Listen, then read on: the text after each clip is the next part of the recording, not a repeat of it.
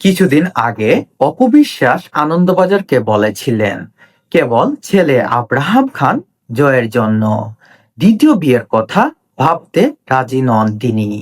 সন্তান কোনো ভাঙা পরিবারে বেড়ে উঠুক, তা চান না এই অভিনেত্রী। ওই চিন্তা থেকেই সাবেক স্বামী ঢাকাইয়া সিনেমার সুপারস্টার শাকিব খান এবং তার পরিবারের সঙ্গে যোগাযোগ রক্ষা করে চলছেন বলে জানিয়েছেন তিনি। শাকিব খানের সঙ্গে জীবন এগিয়ে নেওয়ার কোনো পরিকল্পনা আছে কিনা জানতে চাইলে অপবিশ্বাস বিষয়টি সময়ের উপর ছেড়ে দিয়েছেন।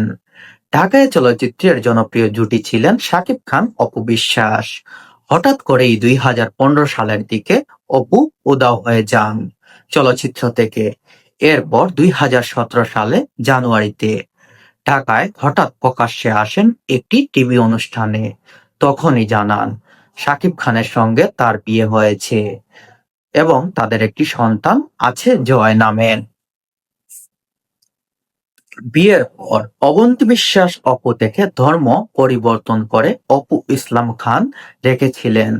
সাকিবের কারণেই বিয়ে ও সন্তান হওয়ার কথা চেপে রেখেছিলেন তিনি।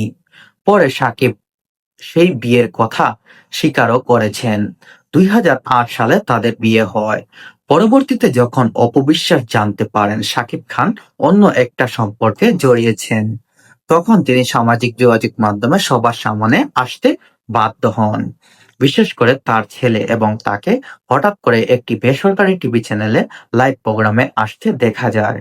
সেখানে এসে তিনি দাবি করেছিলেন এটা শাকিব খানের ছেলে এবং তিনি সাকিবের সাবেক স্ত্রী, শাকিব খানের প্রাক্তন স্ত্রী। কিন্তু শাকিব খান সেটা অস্বীকার করেছিলেন।